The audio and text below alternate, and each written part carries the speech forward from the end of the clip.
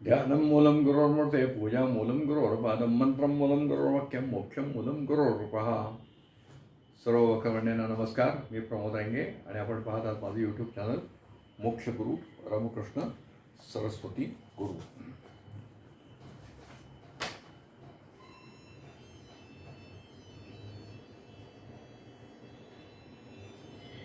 मी आज या ठिकाणी एक आपल्याला व्हिडिओ करत असताना एक नागपूरमधल्या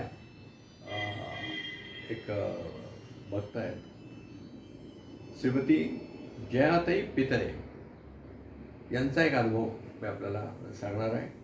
त्यांनी गुरु का पुष्प 4मध्ये अनुभव लिहिला आहे आणि त्याचं हेडिंग आहे, जीवनाला मिळाले अद्भुत बळ. ही जी पितळे कुटुंबियांचा जो अनुभव आहे तो त्यांनी असं सांगितलं की 1982मध्ये पुण्यातील शिव आणि सौ करंदीकर आणि त्यांची भगिनी रजनी कुलकर्णी हे कुठेतरी काश्मीरला सहलीला जात असताना त्यांनी दिल्ली स्टेशनवर त्यांना जो जेवणाचा डबा दिला त्याच्यातनं गुरुदेवांची त्यांना ओळख झाली. त्या निमित्ताने त्यांची काहीतरी चर्चा झाली आणि त्या अनुषंगाने त्या मानसिकरित्या गुरुचरणाशी निगडीत झाल्या. त्याच्यानंतर 90 साली हे 82 सालची घटना आहे. 82 ते जवळजवळ 90 या 8 वर्षात काही त्यांचा गुरुदेवांशी संपर्क आला होता अशातला काही भाग नाही आहे.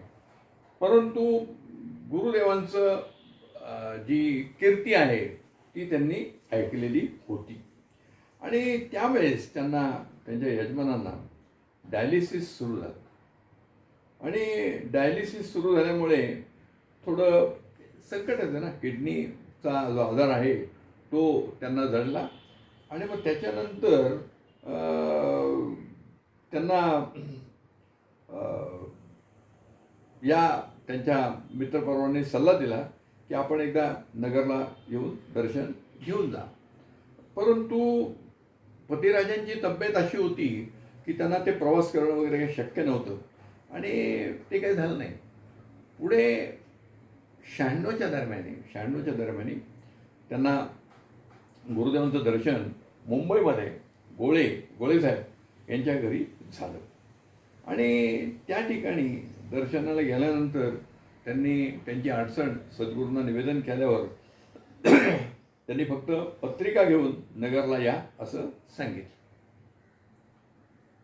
बऱ्याच वेळा गुरुदेव आपल्या भक्तांना त्यांनी काही निवेदन केलं तर वो पत्रिका मागत असत, पत्रिका बघत असत आणि पत्रिका बघण्याकरता आपले सद्गुरू हे काही ज्योतिषशास्त्रचे अभ्यासक किंवा असे होते अशातला भाग नाही आहे. ते काय कुंडली तपासून तुमचं भविष्य सांगण्याकरता त्यांनी मागितलं नाही. फक्त कुंडलीतले योग कसे आहेत हे त्यांना ती कुंडली बघतानाच कळत होतं. कारण ते दत्तात्रयांचे अवतार आहेत. ब्रह्मदेव हे त्यांच्यात अंतर्भूत असल्यामुळे हा सगळा अधिकार त्यांचा आहे. मी अनेक भक्तांच्या बाबतीत गुरुदेवांनी कुंडलीतल्या ग्रहांची बैठक बदलल्याचं मला अनुभव आहे, मला जाणवत आहे.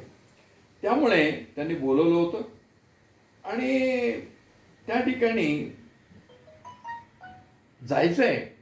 पण आता कधी जायचं आहे मग याच्याकरता एकदा 97ला ऑगस्ट 97मध्ये त्यांनी दर्शनाला येऊ का असं गुरुदेवांना विचारलं. आता गुरुदेवांना काय, गुरुदेवांशी तर डायरेक्ट बोलता येत नाही आपल्याला.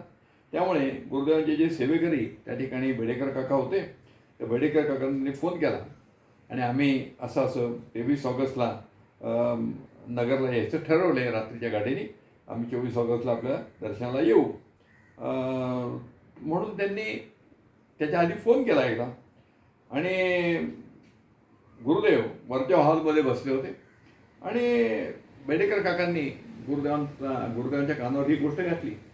पण गुरुदेव काहीच बोलले नाही. गुरुदेव बैठकीत होते, गुरुदेव काही बोललेले नाही. परंतु गुरुदेव काही बोललेलं नाही याचा अर्थ बेडेकरांनी जो योग्य घेतला की बाबा आता काही महाराज तुम्हाला परवानगी दिलेली नाही आहे आणि मग या या या जयाताई पितळे आहेत, त्यांना फार वाईट वाटलं की आपण दर्शनाला निघालो आणि आता आपल्याला काही जाता येत नाही आहे. बरं, आपण रिझर्वेशन केलेलं आहे आणि आता रिझर्वेशन केलेलं आहे तर ते ऐन वेळेस कॅन्सल करायचं, पैसे कमी मिळतील, ते 20%च पैसे मिळणार असं त्या लोकांनी सांगितलं. मग आता काय, नगरला जायचं नाही त्यामुळे ते कॅन्सल करणं आलंच. आणि तो काय, ती जी तारीख होती, मला वाटतं 23 ऑगस्टची तारीख होती, आणि त्या ठिकाणी त्यांनी ते कॅन्सल करायचा निर्णय घेतला आणि तिथे फोन केला तर तुम्ही येऊन पैसे घेऊन जा. तर काय झालं की बराच घरातले कामाचा पसारा होता, तेव्हा ते काही त्यांना तिथं जाता आलेलं नाही. आणि ज्या दिवशी प्रवास करायचा होता 23 तारखेला, त्याच्या आधी आदल्या दिवशी सांगितलं होतं, दुपारी 5 वाजले आणि मुंबईतलं वातावरणच बदललं. आभाळ काळभोर झालं, मुसळधार पाऊस एवढा झाला की मुंबईतली वाहतूक यंत्रणा ठप्प झाली. काही लोकांना ऑफिसमध्येच रात्र काढावी लागली. सकाळी दुसऱ्या दिवशी सकाळी त्यांनी घाडगे पाटील कंपनीला फोन केला की आम्ही येऊ शकलो नाही, आज येऊ का? तर ते म्हणले पावसामुळे काल बस नगरला गेलीच नाही, त्यामुळे तुमचे पूर्ण पैसे परत घेऊन जा. म्हणजे बसच कॅन्सल केल्यामुळे 20% वगैरे काही नाही, 100% त्यांना कपात न करता ते सगळे पैसे मिळाले. आता पैशाचा प्रश्न नाही आहे, प्रश्न असा आहे की आपल्या गुरुदेव नगरला भक्तांच्या बैठकीत बसले. या पितळे वहिनींचा निरोप बेडेकर काका त्यांना सांगतायत, गुरुदेव भक्तांशी बोलतायत. तरी गुरुदेवांनी बेडेकरांचं ऐकलं होतं, पण गुरुदेव काही बोललेलं नाही. म्हणजे एकाच वेळेस गुरुदेव भक्तांशी बोलत होते आणि दुसऱ्याच वेळेस त्यांचं मुंबईकडे लक्ष होतं आणि त्यांना ही पूर्ण अवगत होतं की या दिवशी मुंबईमध्ये प्रचंड वृष्टी होणार आहे आणि ती बस पण येऊ शकणार नाही आहे आणि आले तर त्यांचे हाल होतील. हे सगळं गुरुदेवांना माहीत असल्यामुळे गुरुदेवांनी ती परवानगीच दिलेली नव्हती, असा जो बेडेकरकरांनी अर्थ काढला तो योग्य आहे. एकाच वेळेस आपल्या गुरुदेवांचं लक्ष किती ठिकाणी असतं बघा. म्हणजे बऱ्याच वेळा गुरुदेव भक्तांशी बोलत असतात, त्याच वेळेस कोणीतरी प्रार्थना करत असतं, कोणतरी काहीतरी करत असतं, या सगळ्याकडे त्यांचं लक्ष होतं. आणि अशा पद्धतीने हे असं कोणाचं होऊ शकतं, तर जे त्रिकालज्ञ आहे त्यांचंच होतं, ज्यांना तिन्ही काळाचं ज्ञान आहे.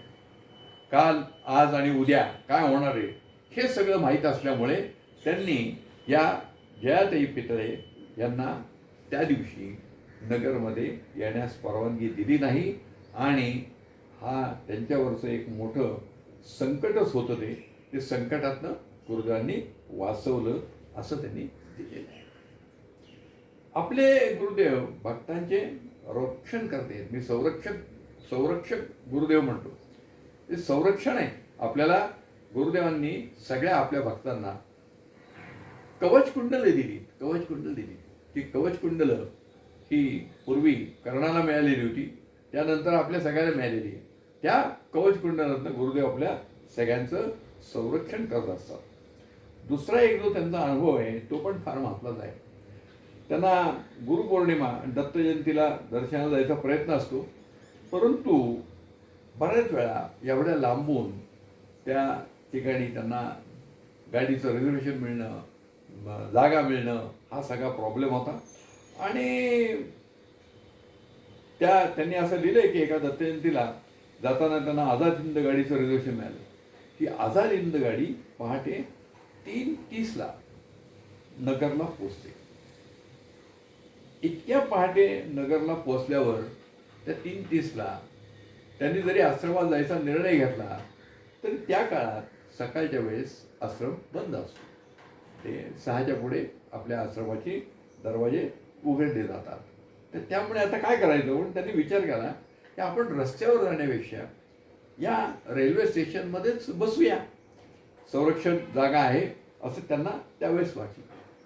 पण सध्या भारतातली परिस्थिती अशी आहे की महिलांच्या दृष्टीने कुठलंच स्थान सुरक्षित नाही आहे. कुठलं स्थान सुरक्षित नाही आहे. आणि या माऊलीच्या मनात विचार आला इथे बसावं, पण ते गुरुदेवांना मान्य नव्हतं. का?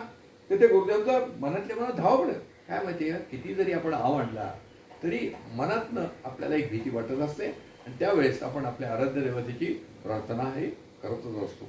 त्यामुळे त्यांनी गुरुदेवांचा धावा पण केला होता.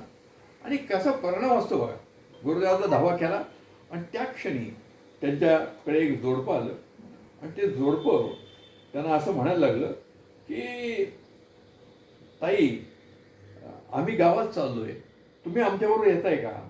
आमची बस सकाळी 6:30 वाजता आहे, तोपर्यंत आम्ही इथून रिक्षेने जाऊन स्टँडवर बसणार आहोत, तर तुम्ही आमच्याबरोबर चला आणि दिवस उजाडल्यावर तुम्हाला कुठे जायचं तिथे जा.